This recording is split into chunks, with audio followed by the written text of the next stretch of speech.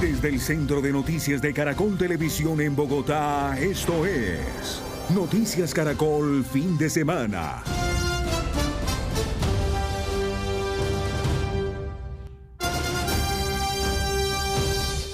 Buenas noches y bienvenidos a la emisión central del fin de semana de Noticias Caracol. Primero la gente. Sneider Pinilla, ex subdirector de la Unidad de Gestión del Riesgo, le dio a Noticias Caracol su primera entrevista desde que fue enviado a prisión y condenado por el peor escándalo de corrupción del gobierno Petro. El testigo se ratificó en sus acusaciones, le pidió perdón al país y se declaró indignado de que varios congresistas salpicados por sus confesiones hoy hagan campaña electoral para reelegirse. Así fue su charla con Juan David Laverde de nuestra unidad investigativa.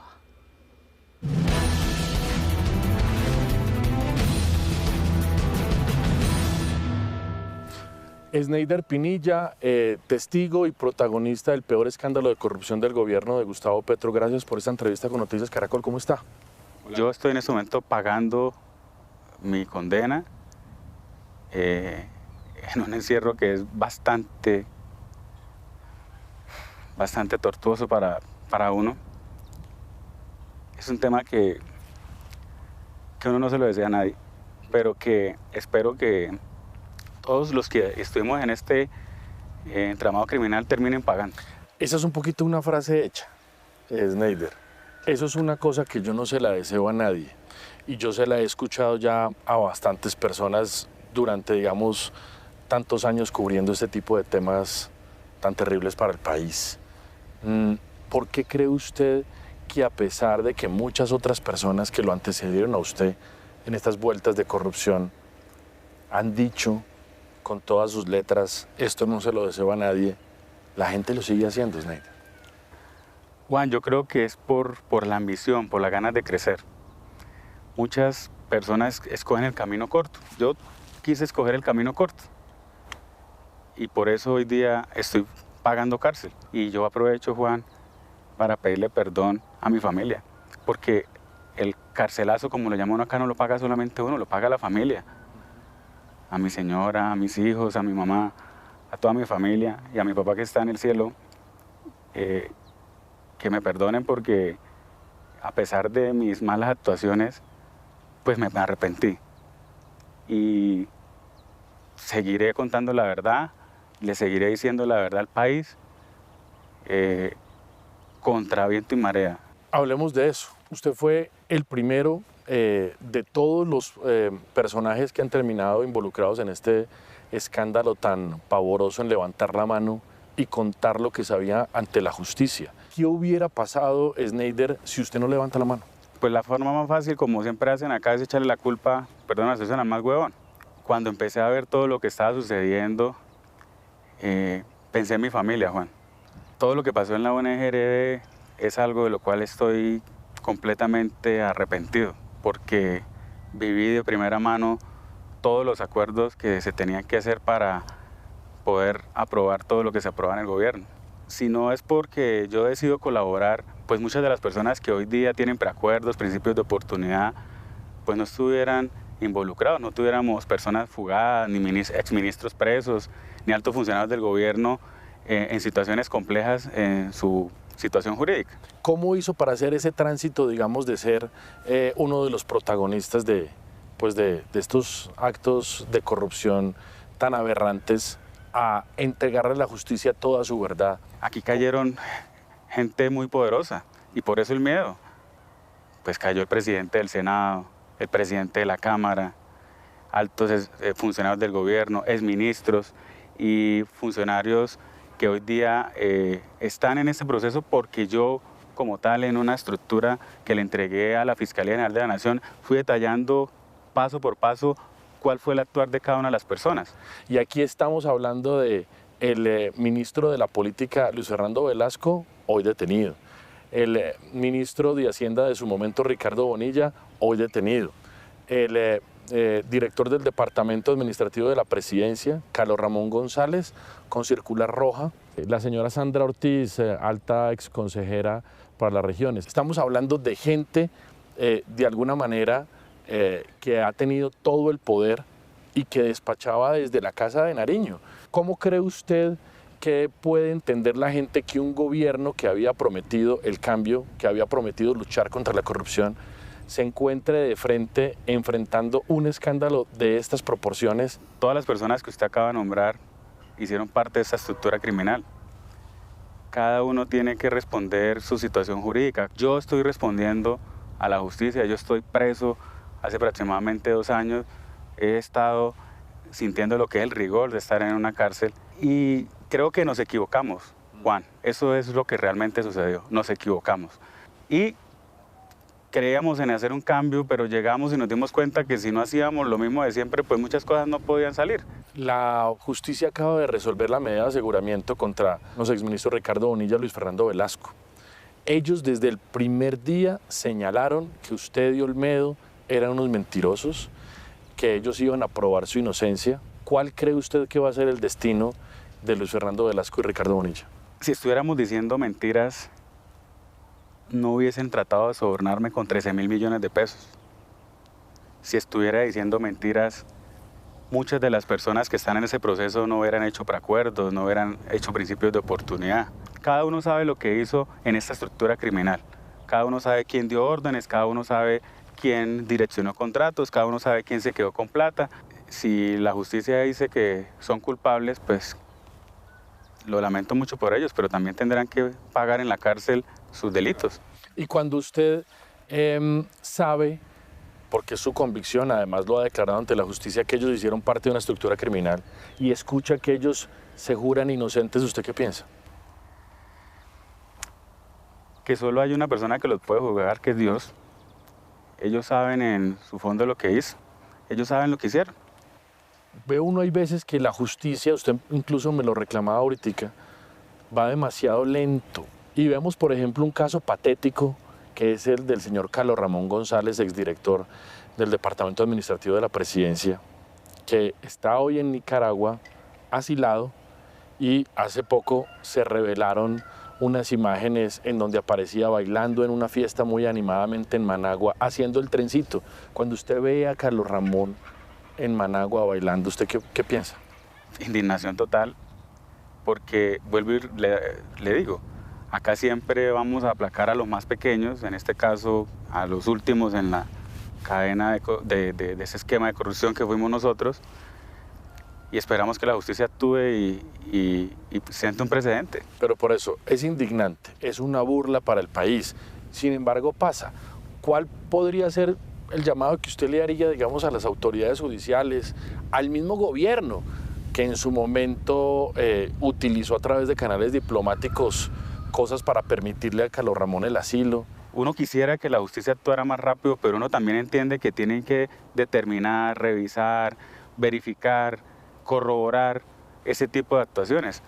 Y pues para evitar que la gente se siga, por decirlo así, volando y eso, pues tienen que empezar a hacer actuaciones con imputaciones más rápido. Porque es que no es el caso solo de Carlos Ramón González, está también el caso del exdirector del Departamento de la Función Pública, César Manrique, que usted también señaló en sus confesiones como uno de los presuntos beneficiarios de esta cadena de corrupción, de coimas millonarias. El señor está fugado desde hace mucho tiempo también. Es vergonzoso que 2 protagonistas, además 2 exdirectores del Departamento Administrativo del país, estén prófugos, ¿o no? Claro, Juan, y tal vez ellos pensaron, como lo intentaron hacer, que sobornando no nos podía callar. Intentaron darnos 13.000 millones de pesos. Si nos querían comprar con esos contratos era porque esos altos funcionarios del gobierno no querían que habláramos. ¿Qué cree usted que puede estar pensando el señor César Manrique donde quiera que esté? Dicen que en Venezuela. No, pues debe estar muy preocupado porque lo que tengo entendido es que las personas que intentaron sobornarme pues ya también hicieron un principio de oportunidad y un preacuerdo. Y pues obviamente lo salpican directamente a él como el determinador. Snyder, ¿qué es lo más indignante que le tocó vivir en ese transporte de 4.000 millones de pesos para los presidentes de la Cámara y el Senado? Lo más indignante es que la doctora Sandra Ortiz le diga al doctor Olmedo que se molestaron porque el día no lleve los 3.000 sino 1.500 un día y 1.500 el otro día. De todas las cosas que usted pregunta, lo que me pareció más indignante es, hombre, o sea, perdón la conversación, tienen huevos, o sea, estoy llevándoles una plata que es un torcido, que es de La Guajira, que es de los carrotanques, ¿Y cómo me van a decir que porque me demoré 2 días en llevar la plata, entonces se molestaron? De las cosas más indignantes que me ha pasado en ese proceso fue eso. Y en el caso del señor Calle, que hoy todavía asegura que es una persona inocente, usted ha relatado cómo llevó ese dinero, cómo lo encontró en su apartamento, cómo lo recibió el señor en chanclas y cómo contó la plata mientras usted estaba con él. Hasta bonito el apartamento que tiene, bonita la cocina, me acuerdo tanto, la sala, bonita la maleta que me bajó para yo entregarle la plata. Y bacana la pinta que tenía, relajado, como si estuviera en el mar, con sus chancletas y su pantaloneta y su camisa. ¿Así le recibió 1.000 millones? Me recibió 1.000 millones de pesos así. Me acuerdo tanto que cuando le cuento, listo, compa. ¿Y el rol de Sandra Ortiz? ¿Qué me puede decir de Sandra Ortiz, que era de alguna manera un enlace clave en la Casa de Nariño para todas estas vueltas y que todos sabemos, ella misma lo ha reconocido y hay gente, digamos, que también así lo ha declarado, su jefe político era Carlos Ramón González y el señor Iván Name?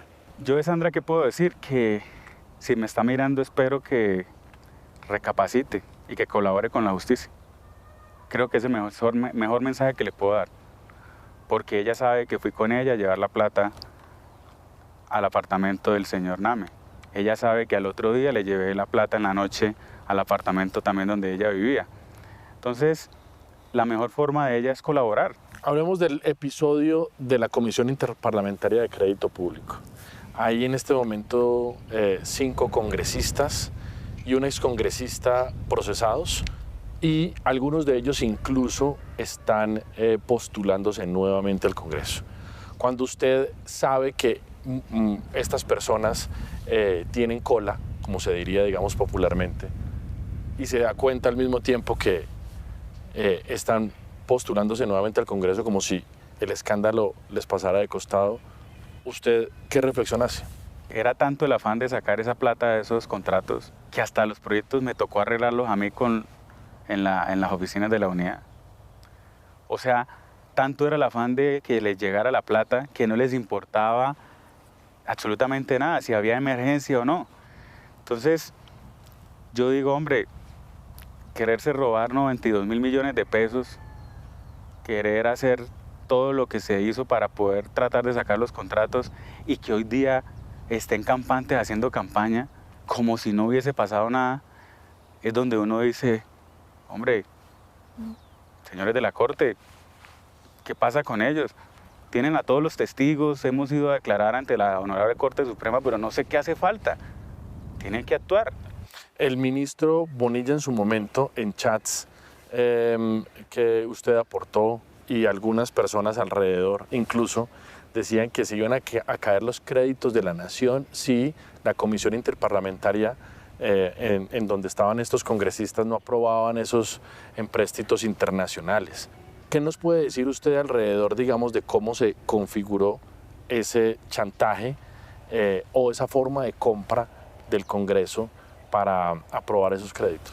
Pues Juan, primero de que la UNGR no tenía nada que ver con los créditos de la nación, entonces ahí está la primera situación. Necesitaban comprar congresistas, ¿cierto? En este caso de la Comisión del Crédito Público, para que a través de contratos vía la Unidad Nacional de Gestión de Riesgo, pues ellos dieran sus votos positivos para los créditos nacionales e internacionales que estaban haciendo. Sneider, cuando usted mira en retrospectiva todo lo que ha venido pasando y ve la defensa enconada que a veces hace el presidente de la República sobre algunos de sus funcionarios involucrados en este caso, ¿qué reflexión hace usted? Pues Juan, que las personas cercanas al presidente están todas inmersas en esta estructura criminal. Así lo dice la matriz de colaboración de muchos de los que estamos involucrados, así lo dicen los diferentes hechos. ¿Usted cree que el presidente de la República sabía lo que estaba pasando en la Unidad de Gestión de Riesgo? Yo no sé si sabía o no sabía el presidente de la República. Yo lo único que puedo decir es que toda esa gente cercana hoy día, algunos están privados de la libertad, otros están fugados y otros están acercándose a la justicia para hacer un preacuerdo, un principio de oportunidad. Si fuese mentira, pues hoy día no estuviera el presidente de la Cámara preso, el presidente del Senado preso, sus asesores cercanos presos, su gente de confianza volada, su ministro de la política preso, su ministro de Hacienda preso, pues no estarían presos. Pero él dice que el señor Iván Name es su contradictor político y que antes él le bloqueó absolutamente todo cuando era presidente del Senado. Sí, pero tendríamos que preguntarle al doctor Olmedo por qué el doctor Carlos Ramón le dice que hay que darle esa plata al doctor Name. Ahí sabríamos la respuesta, o si es que el presidente actúan a sus espaldas, o si es que el presidente no gobierna dentro de su propio gobierno, pues tendríamos que preguntar. Olmedo López ha declarado que fue en la Casa de Nariño donde se impartió esa orden de comprar al Congreso. ¿Qué reflexión hace usted que se den las órdenes en las instalaciones de la Casa Presidencial de comprar al Congreso? Es una situación que es deplorable completamente, porque es donde uno dice, pues ahí ya no quedó nada. O sea, si se hace toda la corrupción ahí, pues usted qué le va a ir a pedir a un alcalde de esta categoría, a un concejal por un municipio lejos, cuando desde el mismo Presidencia de la República se organiza todo ese tipo de cosas. Hablemos de La Guajira, Sneider. Por su trabajo como subdirector, supo de las urgencias de una comunidad tan necesitada como la de La Guajira. Se feriaron recursos públicos para comprar unos carrotanques. Todos sabemos eso en qué terminó. ¿Qué les quiere decir a ellos? Juan, pues primero que todo pedirle perdón a ellos, porque yo sé la situación que ellos pasan.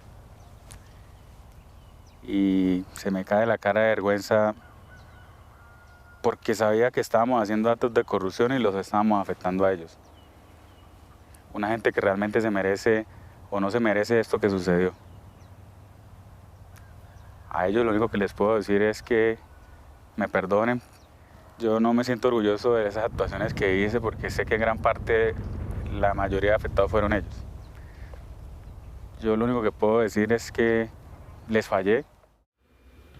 Este lunes a las 7 de la mañana espera la entrevista completa con Sneider Pinilla. Nuevos señalamientos contra los protagonistas del saqueo a la unidad de gestión de riesgo, sus reflexiones sobre cómo la corrupción está instalada en el país y lo que piensa del gobierno del que hizo parte. No se la pierdan.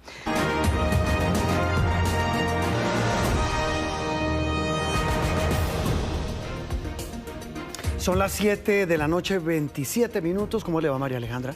Juan Roberto, muy buenas noches. ¿Estamos listos? Estamos listos, sí señora. Estamos en el arranque de un año que es crucial para Colombia y esto que van a ustedes ver a continuación, pues se les hace familiar y hace parte de la cobertura de Noticias Caracol. En este momento oficialmente arrancamos nuestro conteo regresivo que indica que faltan 48 días, 12 horas, 31 minutos y 53 segundos para las elecciones al Congreso y las consultas interpartidistas en las que se va a escoger candidatos, algunos candidatos a la presidencia de la República, la primera de las 3 citas que los colombianos tendremos en este 2026 en las urnas y que podría, María Alejandra y televidente, reconfigurar el mapa político de nuestro país. Van a ser jornadas intensas, cargadas de mucha atención y por supuesto de mucha expectativa. Así haya tensiones, Juan Roberto, así exista en el país esta polarización. El hecho de ir a las urnas significa que en Colombia tenemos una democracia viva, que funciona, que tendrá, como ocurre cada 4 años, una prueba de su solidez.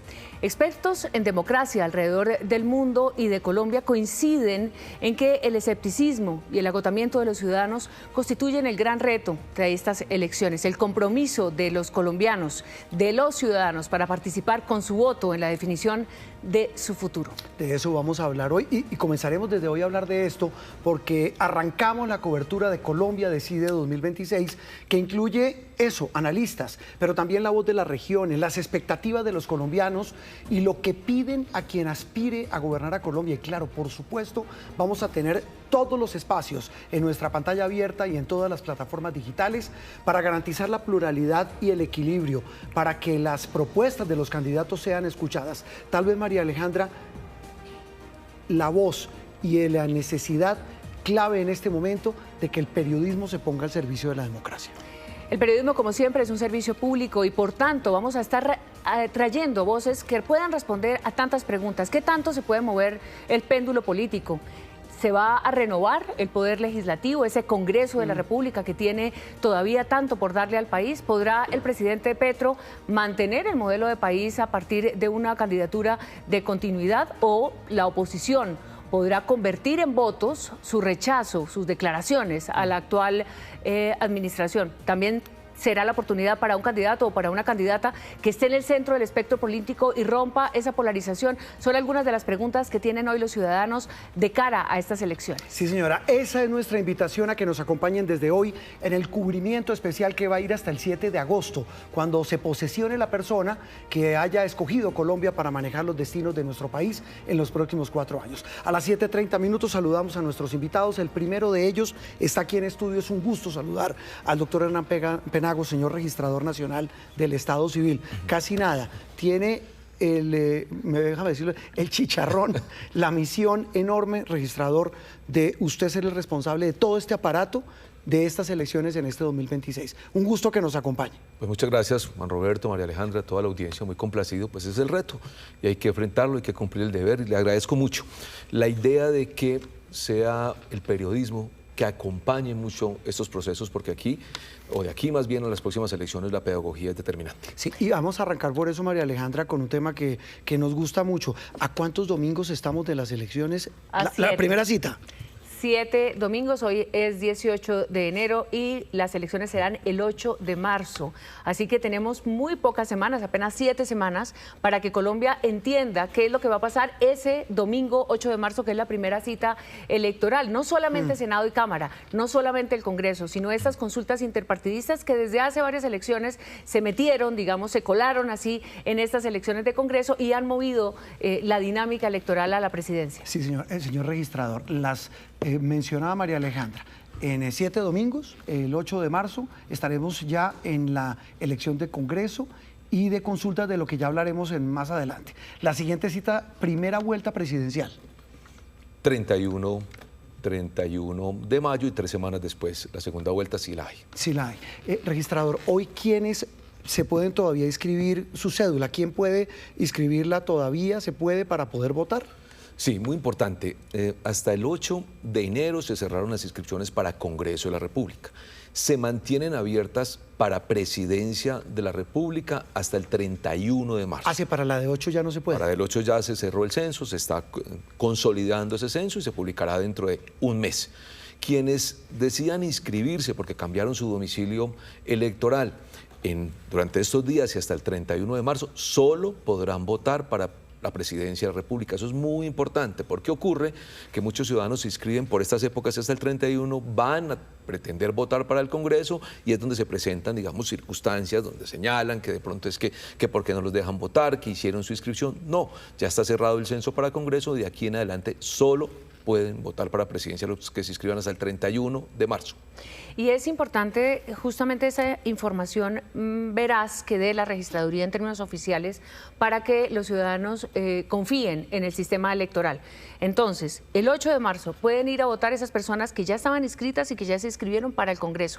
¿Cuántas personas están habilitadas hoy en Colombia para participar en en las elecciones en este año? Bueno, el censo aproximadamente está en 41.400.000 personas. Va a aumentar un poco porque estamos terminando de consolidar lo del exterior, algunas inscripciones que se hacen manuales, pero está por el orden de ese número. Esos serán los ciudadanos habilitados para votar en las elecciones del 8 de marzo para Congreso, Cámara y Senado. ¿Qué tanto aumentó el censo electoral, registrador, comparado con las elecciones pasadas, hace 4 años? Eran 39 millones. 39 millones de personas votaron en las elecciones de Congreso, de esas votaron el 48%. Menos de la mitad del censo electoral eligió al Congreso, que hoy legisla para todos los colombianos. Una abstención muy alta. Y tampoco puedo cambiar el sitio de votación. Usted dice que ya para votar el 8 de marzo no me puedo inscribir. Si no me inscribí, puedo hacerlo para presidenciales. Lo puede hacer para presidencia. Ahora, para cambiar de sitio. Igual. Para cambiar de sitio, usted lo que hace es acudir a alguna registraduría o a unos puntos móviles que hemos desplegado por muchos puntos del territorio nacional, por centros comerciales, por zonas industriales, bueno, es decir, en sitios concurridos, y la ciudadanía va con base en su domicilio, es decir, el lugar de su residencia, se inscribe y la misma registraduría lo ubica en un lugar cerca a su residencia. ¿Cuál es el objetivo? Que la ciudadanía se inscriba cerca a su residencia, de manera que no tengan que tener dificultades de transporte. Pero hoy puedo hacerlo, hoy puedo cambiar mi sitio de... Claro, hoy lo puede hacer, Pero insisto, si usted hoy se inscribe nuevamente, solo puede votar para presidencia. O sea, luego usted no puede ir a una registraduría hoy a decir, estoy, no sé, habilitado para votar en el norte y quiero que me inscriban para votar en el sur. Ya no lo puede hacer.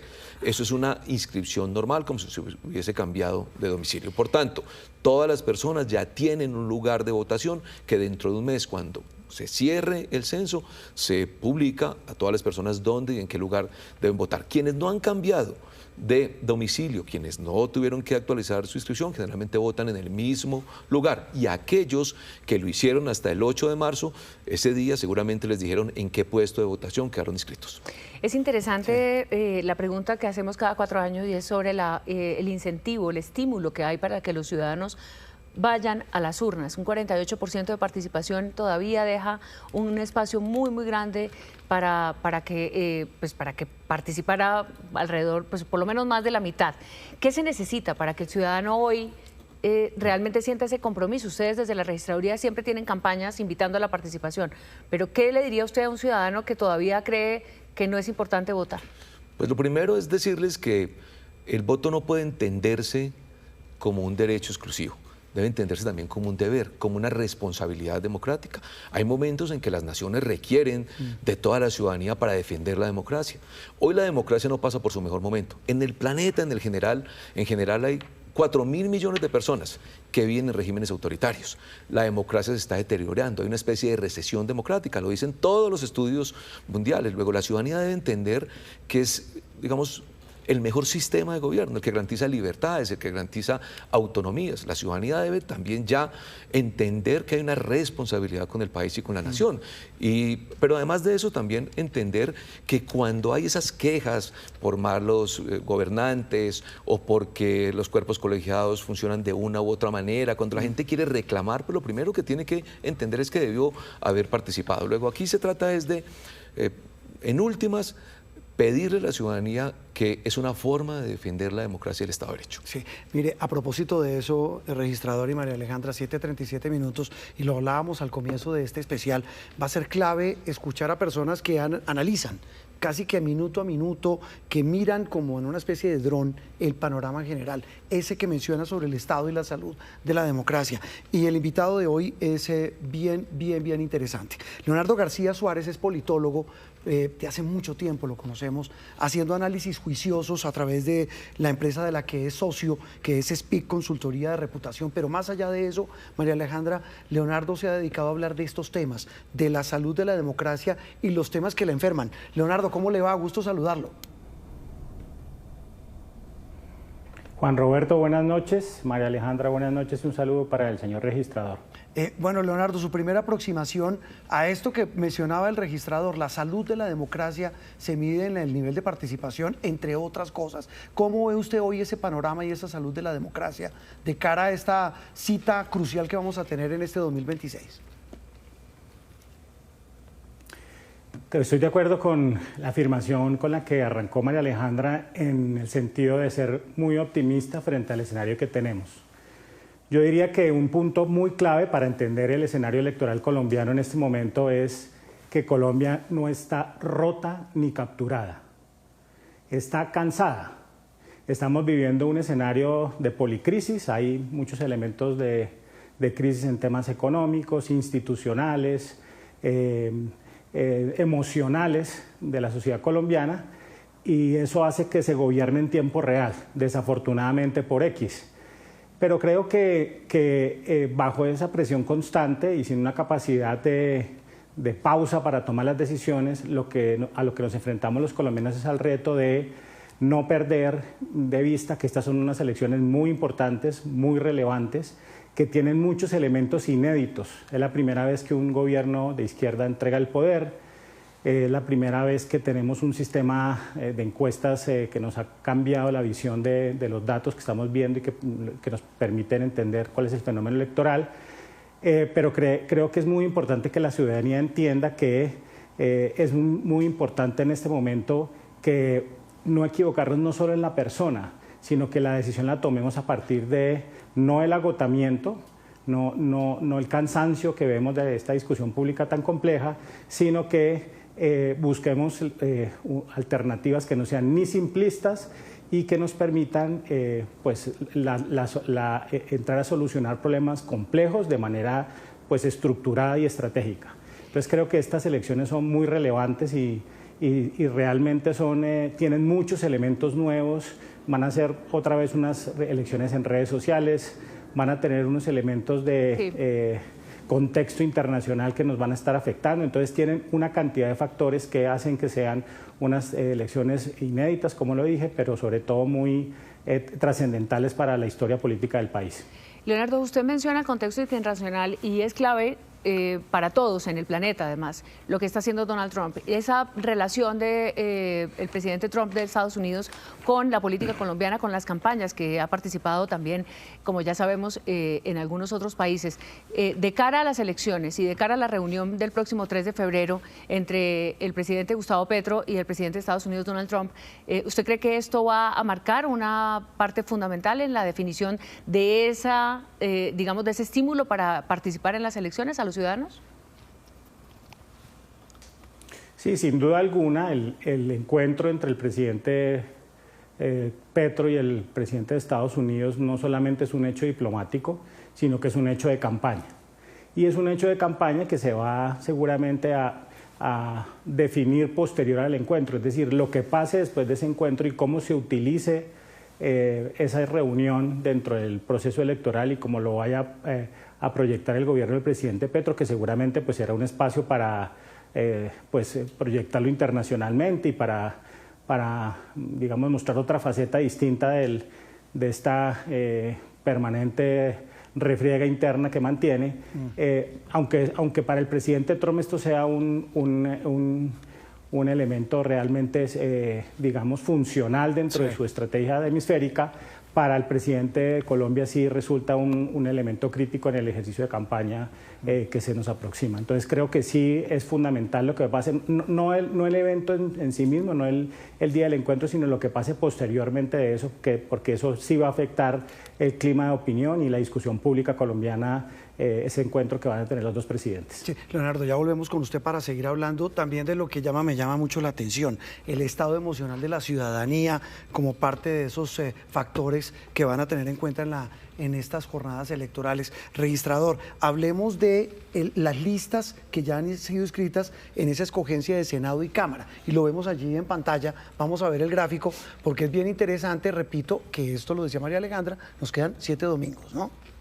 ¿A usted le gustó lo de los 7 domingos? 7 domingos, sí. Sí, estamos imaginando que los próximos 7 semanas estamos aquí al frente del cubrimiento electoral, porque es muy importante la elección al Senado. Veamos. Se distribuye el Congreso de la República en Senado y Cámara. Algunos hablan de la Cámara Alta, de la Cámara Baja, pero el Senado de la República, que es esa circunscripción nacional donde las personas en cualquier parte del país pueden votar por un candidato sin importar si es de la costa o si es del sur o si es del centro, está llamado a cubrir 108 curules. Para eso están inscritos 1.078 candidatos repartidos en 26 listas. Veamos ahora en la Cámara las listas al Congreso para la Cámara de Representantes, la Cámara Baja del Congreso de la República, María Alejandra. 188 curules para las que se han inscrito 2.066 candidatos en 498 listas. Registrador, ¿ya están los tarjetones de Senado y Cámara? Sí, ya fueron, no solamente están diseñados, sino que se llevó a cabo hace 3 semanas, un poco más, pronto menos, el sorteo de la ubicación. Pueden ver un tarjetón muy claro donde aparecen quienes están con voto preferente como quienes están, digamos, con lista cerrada. ¿El voto preferente nos recuerda cuál es la diferencia con el de lista cerrada? Las listas cerradas, los candidatos no compiten entre sí el que obtengan el mayor número de votos, por tanto el partido recibe un total de votos generales y son distribuidos de acuerdo al orden en que son inscritas las listas. En el voto preferente los candidatos se eligen en función del mayor número de votos que obtenga cada uno dentro de la lista.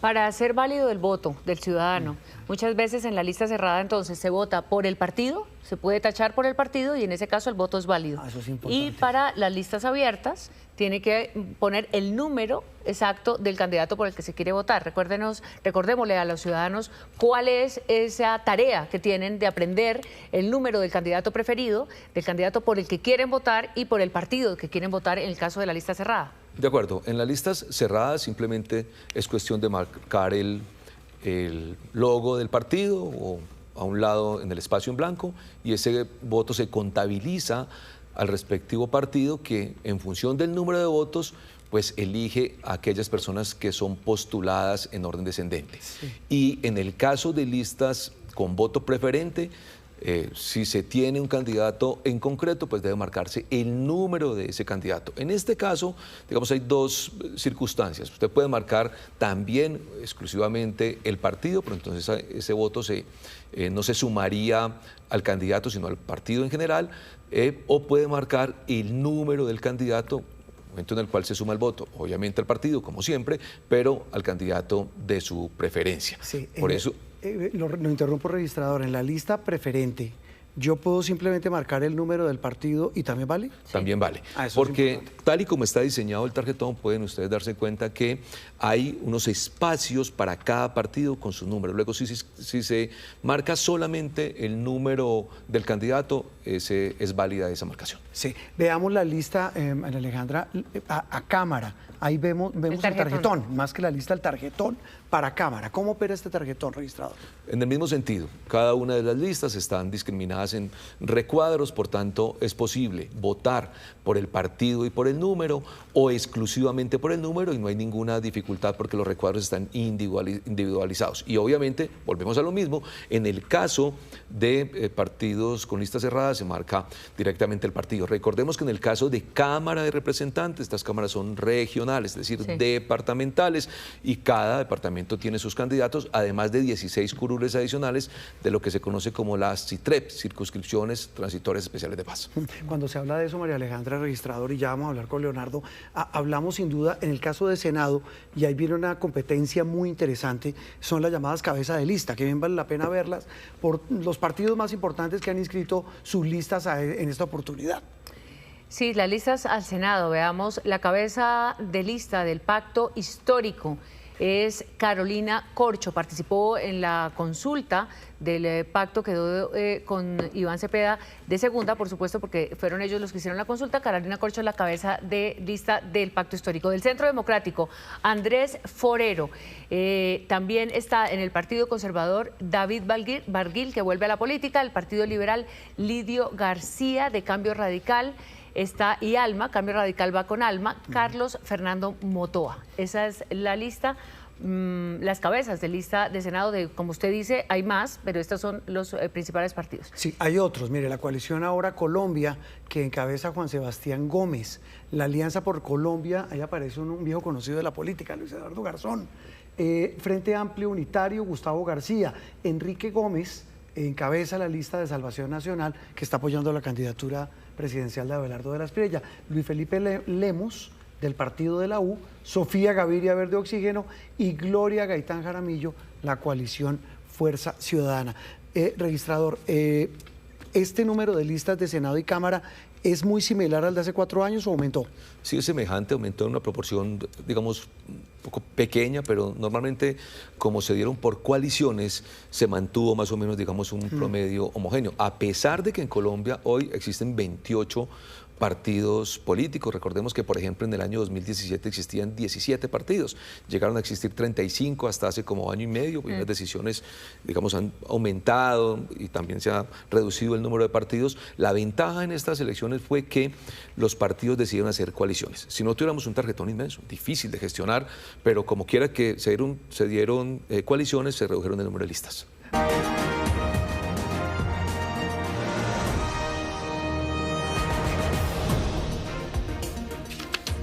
Son las 7 de la noche, 56 minutos. Seguimos en este especial de Noticias Caracol. El arranque de Colombia Decide, con la pedagogía, con el panorama electoral y también con el análisis. Antes de seguir, antes de la pausa decíamos María Alejandra, hablamos de lo que venía, lo hablamos con el señor registrador nacional del Estado Civil, Hernán Penagos, el escenario del panorama en el Congreso. Ya vamos a hablar de las consultas, pero hay que hacer una fe de erratas. En el número de curules que habíamos previsto tanto para Senado como para Cámara, quite 10. 5 y 5, porque recuerde usted que contábamos las 5 curules que fueron fruto del acuerdo de paz que se les dio a los exintegrantes de la guerrilla de las FARC. Y que se dieron por 2 periodos y este año ya no se dan 8 automáticamente. años. Entonces, mire, en Senado son 103. Sí, hay que restar las 5 de las FARC, de lo que llaman hoy el Partido Comunes. Sí. Y 5 en Cámara, que son entonces 182 las que están en juego y las que van a hacer en esa elección. Hecha la aclaración, ahora sí, señor registrador, hablemos de la otra elección que hay en 7 domingos, el 8 de marzo, y es la de las consultas interpartidistas. ¿Hasta ahora cuántas hay inscritas? Bueno, hasta ahora no hay ninguna inscrita. Hay algunas anunciadas que ustedes los han visto en los medios de comunicación, pero no se han inscrito oficialmente ante la registraduría. El plazo para la inscripción es el próximo 6 de febrero. Es el último día en que las organizaciones políticas o los grupos significativos pueden agruparse en coaliciones o como así lo determinen para postularse a la consulta. María Alejandra, hay una novedad importante en esta oportunidad que vale la pena aclarar con el registrador, y es que va a ser un solo tarjetón de consulta. Va a ser un solo tarjetón de consulta. Estábamos en este periodo anterior que hubo consultas, ya dos periodos electorales antes, el del 18 y el 22, en que el ciudadano se acercaba a la mesa y pedía el tarjetón de la consulta por la que iba a participar, por la que iba a votar. Se puede votar solo en una consulta, pero esta vez por decisión de la registraduría, y ya nos va a explicar por qué el señor registrador, irán todas en una sola tarjeta electoral. Pero aún así estén en una sola tarjeta electoral, el ciudadano solo puede marcar una consulta. ¿Por qué lo metieron? Porque uno de los principios universales del sufragio es el secreto del voto. Y cuando las consultas se definen en tarjetones individuales, se está vulnerando ese principio del secreto del voto, porque el ciudadano le anuncia al jurado por cuál consulta va a decidir y se viola ese principio. Y pues obviamente en Colombia no es sencillo pues evidenciar circunstancias de esa naturaleza. Por eso todas las consultas que aparezcan para las elecciones del 8 de marzo, 1, 2, 3, 5 o 10, se incluirán en un único tarjetón, de manera que el ciudadano solo vote por una de ellas, pero en una tarjeta electoral. Vamos a dejar claramente señalado, aquí los medios nos deben ayudar mucho para hacer pedagogía, que solo pueden votar por una consulta, pero lo principal es garantizar el secreto del voto y que el ciudadano pueda votar libremente esa consulta. Ahí entra, perdón, registrador Juan Roberto, el tema de la seguridad. Usted dice, el voto es secreto, sí, eso es garantía para el elector. Iba a preguntarle eso, y justamente es porque hay una delicada situación de seguridad en el país que podría eventualmente coartar esa libertad del voto y que el ciudadano se abstuviera de participar por decir, yo no participo en la consulta X porque van a darse cuenta por quién, y me da miedo por quién voté. Eso es parte de la reflexión y a propósito, ¿hablamos de seguridad? Sí. Pues sí, parte de la reflexión es, insisto, el secreto del voto. Habrá lugares que tengan que ver con incidencias de seguridad, pero en general es por respetar los principios universales de sufragio en el planeta. Ahora, en materia de seguridad, sin duda, hay que trabajar fuertemente. La fuerza pública deberá emplearse a fondo para garantizar que la ciudadanía vote, pero más que eso, para garantizar que la ciudadanía vote libremente. Hoy, el Ministerio de Defensa señala que son 104 los municipios que tienen alerta. Venimos trabajando muy fuerte con ellos, a instancias inclusive de la Procuraduría General de la Nación para evidenciar ese plan democracia y cruzarlo con lo que nosotros llamamos la Divipol, es decir, los puestos y mesas de votación en cada rincón de Colombia. Hay que hacer despliegues, hay que tomar decisiones, hay que llevar tropa, inclusive con semanas de anticipación, porque además de cuidar al elector, hay que cuidar a los demás actores electorales. Me refiero a los jurados, a los testigos, a los funcionarios de los órganos de control, de la registraduría. Es todo un trabajo en el que tenemos que articularnos. Por eso yo he dicho siempre, el buen suceso de un proceso electoral es responsabilidad de todas las entidades del Estado. Tenemos que articularnos para que eso salga muy bien. 8, un minuto. Vuelvo con nuestro analista Leonardo García, volvemos con él. Leonardo, usted nos hablaba hace instantes. Mientras hacemos pedagogía, también hablamos de, como usted lo menciona, el escenario en el que estamos enfrentados. Y usted habla de un estado emocional de la ciudadanía, una ciudadanía agotada, y eso genera unos riesgos enormes. Toda esta pedagogía de la que habla el registrador, todo lo que se pueda hacer para poner sobre la mesa las propuestas de todos los candidatos, ¿qué tanto puede ayudar a que se mitigue ese cansancio de la ciudadanía y el voto sea más consciente y menos emotivo? Sí, Juan Roberto, aquí es muy importante que mientras vemos un gobierno en urgencia y vemos unas élites moderadas que están un poco replegadas por el miedo a participar, ese cansancio de la ciudadanía tiene un reto por delante muy importante, y es pedir menos intensidad. Hay que bajar la intensidad, y lo que tenemos que pedir en este momento es liderazgo con capacidad de ordenar, priorizar y recomponer confianza. Ese es el mensaje principal, es decir, tenemos un escenario en el que la ciudadanía debe expresarse con mucha responsabilidad, teniendo en cuenta esta coyuntura. Tuvimos ya el desafortunado asesinato, por supuesto, de Miguel Uribe, un precandidato a la presidencia. El registrador está diciendo hay 104 municipios mencionados con riesgo electoral. ¿Qué tanto puede esta telón de fondo que siempre nos acompaña en Colombia, como esa amenaza de la violencia, influir en estas elecciones y digamos, en esos impulsos que de alguna manera emocionalmente llevan al votante a tomar una decisión? Pues sí, desafortunadamente, pues esa es la pelea que tiene un sistema democrático, y hay muchos elementos externos a la democracia que afectan el momento de decisión. Los ciudadanos vamos a tomar una decisión muy próximo al día de la elección, y aunque ustedes están mencionando con mucha frecuencia que falta muy poco, para la campaña falta mucho, y aunque se están empezando a conocer los datos, creo que todavía faltan muchos elementos para que la ciudadanía tome una decisión. Todavía vemos una proliferación inmensa de candidatos todavía. Mientras todo eso se reorganiza, es muy importante que le vayamos bajando a la emocionalidad. Es un mensaje reiterado a que la mejor manera de tomar la decisión es tratar de apartarnos de esa intensidad que está viviendo la discusión pública colombiana, y, como lo dije anteriormente, pues volver otra vez a espacios de confianza y a momentos donde podamos ordenar y priorizar de manera adecuada. Leonardo, y como falta tanto, lo invitamos a nuevas y a próximas charlas aquí en Colombia Decide. Un gusto haberlo tenido. Gracias por acompañarnos. Muchísimas gracias, Juan Roberto, a ustedes. Saludos a los televidentes. Leonardo García, politólogo, hablando de esto, de lo que vamos a hablar, los factores. María Alejandra, y antes de volver con las consultas, registrador, nos preguntan por las curules indígenas. ¿Ahí hay otro tarjetón o van ahí mismo? No, son tarjetas individuales, es decir, se ha decidido que las tarjetas de votación ordinaria, es decir, las curules ordinarias que todos conocemos de Cámara de Representantes, irán en una tarjeta, y las de curules indígenas irán en tarjetas separadas.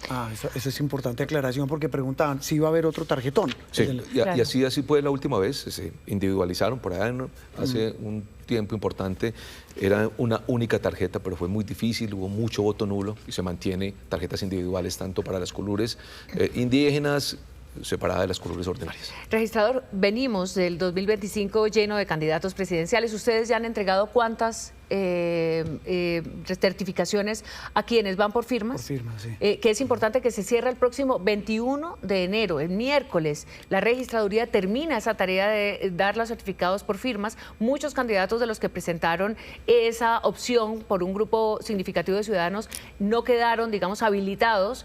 ¿Cuántos van? Porque aún tenemos muchos.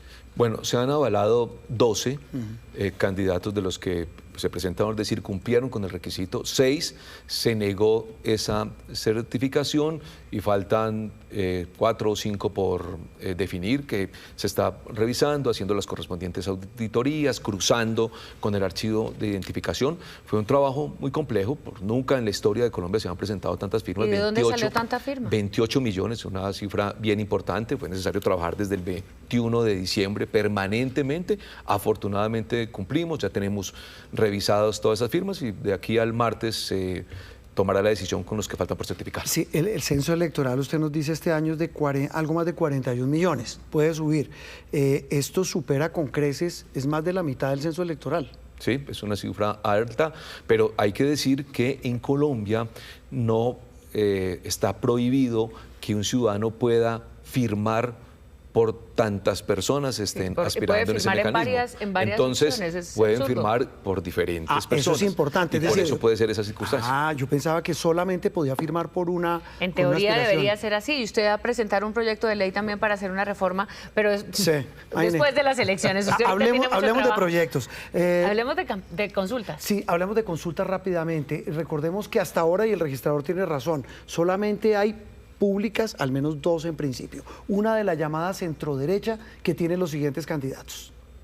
La gran consulta se ha llamado Mauricio Cárdenas, que viene por firmas, Vicky Dávila también, está por firmas Juan Manuel Galán, el Nuevo Liberalismo, Aníbal Gaviria, David Luna, Juan Daniel Oviedo, Paloma Valencia, que tiene obviamente el respaldo del Centro Democrático, Juan Carlos Pinzón, que llegaba de último a la gran consulta, pero llegó de último Enrique Peñalosa hasta el momento con el coaval del Partido Oxígeno, el de Ingrid Betancourt. Llegó también,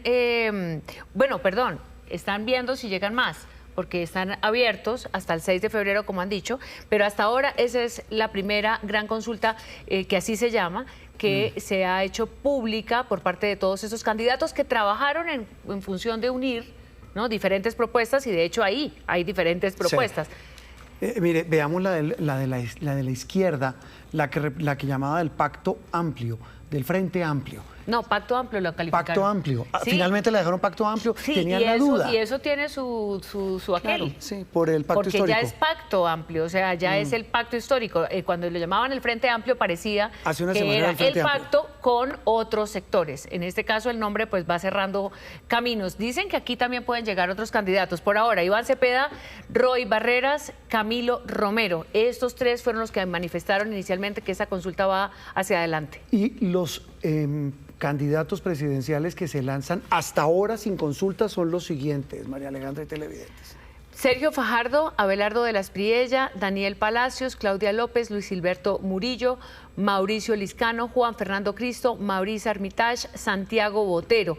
Pero claro, podrían llegar muchos otros de los que están faltando por la certificación de las firmas. Una pregunta con eso, el registrador, ¿todos los que están habilitados en este caso pueden ir a primera vuelta? Sí, claro, todos los que están habilitados pueden ir a primera vuelta. Las inscripciones para la presidencia de la República inician el próximo 31 de enero, dentro de un par de semanas, y quienes pues no estén en las consultas podrían hacer su proceso de inscripción de una vez.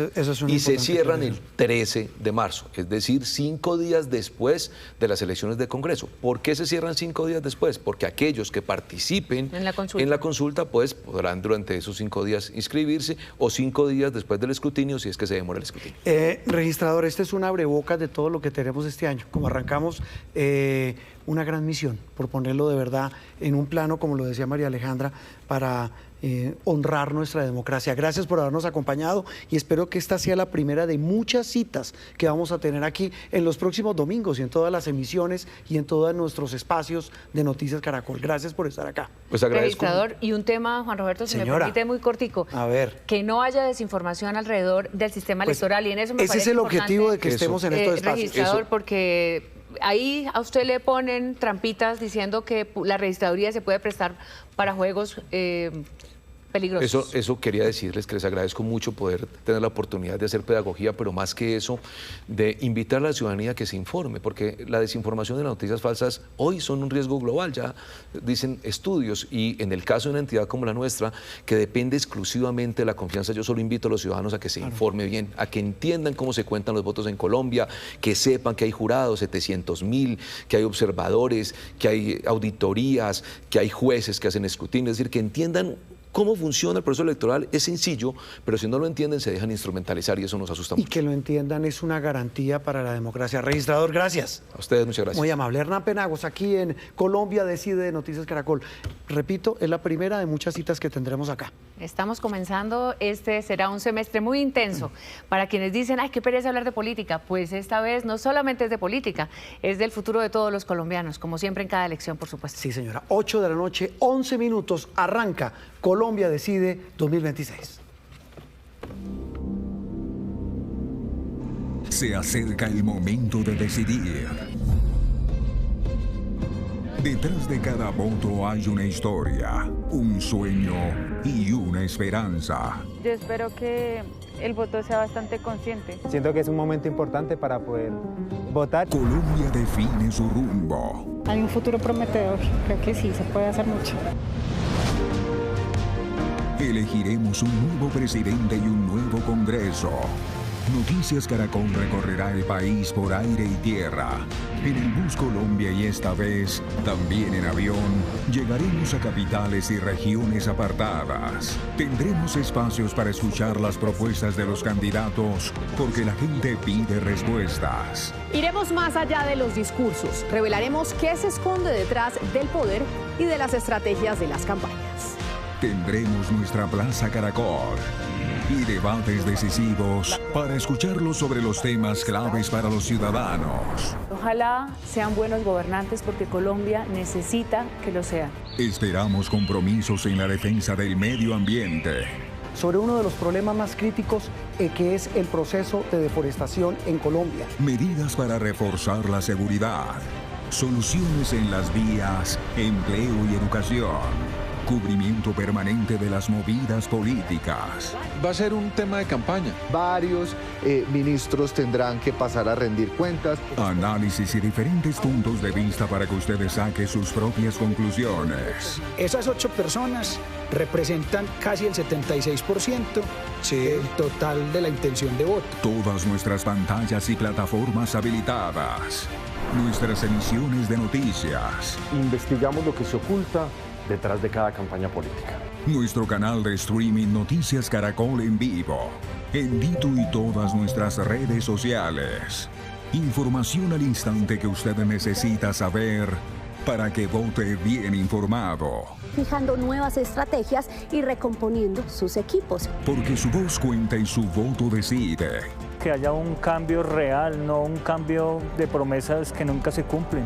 Más allá de la polarización, el país exige soluciones. Sea cual sea la elección de los colombianos, que sea lo más transparente posible. El país que queremos está en sus manos. El país que soñamos, lo elegimos juntos. Que los demás no elijan por usted. Salga a votar. Colombia Decide 2026. Noticias Caracol. Primero la gente. 8 de la noche, 14 minutos. Continuamos con noticias del mundo. Más de 20 personas murieron y alrededor de 70 resultaron heridas, varias de gravedad, al descarrilarse 2 trenes de alta velocidad en el sur de España. Las autoridades investigan las causas del siniestro que hoy enluta a ese país. Faltaban cerca de 20 minutos para las 7 de la noche hora local cuando 2 trenes de alta velocidad se descarrilaron en el sur de España, provocando una tragedia que sigue sumando víctimas. El siniestro ocurrió en la provincia de Córdoba. Un tren que salió de Málaga rumbo a Madrid invadió la vía contigua y colisionó contra otro vehículo que hacía el trayecto entre la capital y la ciudad de Huelva. Al lugar fueron desplegadas unidades de bomberos, policía y ambulancias. ¿Y luego puedo hablar con su hijo otra vez? Sí, sí. Gracias a Dios, pues, o sea, que aquello era una catástrofe, que había una cantidad de muertos increíble, que ella tuvo que romper la ventana para poder salir. En video quedó registrado el caos, trabajadores de emergencia apresurándose a sacar a los heridos y pasajeros intentando salir cuanto antes por las ventanas. El ministro de Transporte del gobierno español, Óscar Puente, admitió que la cifra de víctimas está sujeta a variaciones. El impacto ha sido terrible, provocando que las 2 primeras unidades del tren de Renfe salieran despedidas como consecuencia del mismo. La cifra de víctimas no se puede confirmar en este momento. Lo fundamental ahora es auxiliar a las víctimas. Según medios locales, en ambos trenes iban unos 400 pasajeros. Por ahora se desconoce la gravedad de los heridos. La emergencia provocó congestión en estaciones y obligó a suspender el servicio este lunes entre Madrid y varias ciudades en la región de Andalucía. De otro lado, en el sur de Chile, los incendios forestales no dan tregua y ya dejan 18 muertos, siendo Ñuble y Biobío las regiones más afectadas. Los bomberos luchan para contener 14 focos, mientras las autoridades anticipan dificultades por las condiciones climáticas. Las llamas han destruido por lo menos 300 viviendas. El presidente Gabriel Boric declaró el estado de catástrofe y aseguró que se agilizarán los recursos del Estado para controlar esta emergencia.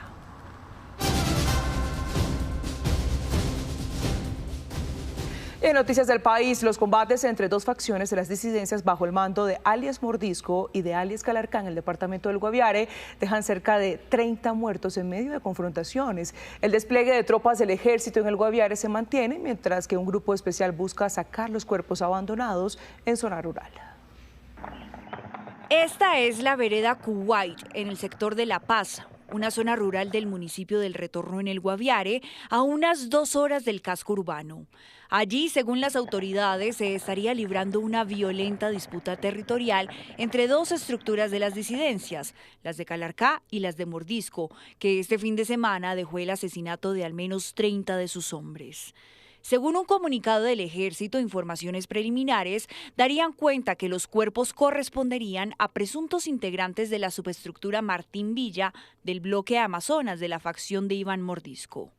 Allá hay una gobernanza armada por parte de estos grupos que además afecta enormemente la vida de las comunidades, la vida de las juntas de acción comunal, las lógicas de las economías locales, teniendo en cuenta que, por ejemplo, estas comunidades o el Guaviare fue uno de los primeros lugares donde estas disidencias empezaron, por ejemplo, a carnetizar a la población civil. El Retorno ha sido por décadas una zona de alta injerencia de las disidencias bajo el mando de Mordisco y que diferentes grupos armados quieren reclamar como territorio propio luego de que las extintas FARC salieran de allí.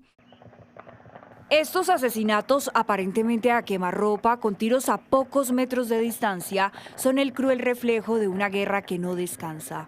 Los cuerpos apilados sobre la vía y al lado una camioneta incinerada fueron retratados por pocos vecinos que se atrevieron a salir para ver qué era lo que ocurría. Comunidades y resguardos indígenas cuentan que tienen miedo de salir de sus casas por la violencia y ante una presunta alerta de presencia de minas antipersonal. Pues los que salen corriendo el riesgo de que, además de preguntarles para dónde van, qué hacen, quiénes son, y qué van a hacer, puedan ser o retenidos o cooptados para servirles a estos actores armados que estén en control del territorio. La Defensoría del Pueblo hizo un llamado al respeto del DIH y también desplegó diferentes actores para duplicar los esfuerzos en territorio. ¿Quiénes son los fallecidos? Son jóvenes y con seguridad, y hay adolescentes menores de 18 años, algunos de ellos. Muy difícil, solo por las imágenes horribles que han sido divulgadas, hacer alguna apreciación de edad, pero son jóvenes. El reclutamiento se hace desafortunadamente de niños entre 16 y 18 años. La Iglesia hizo un vehemente llamado a los grupos armados que dejan en medio del fuego cruzado a las comunidades.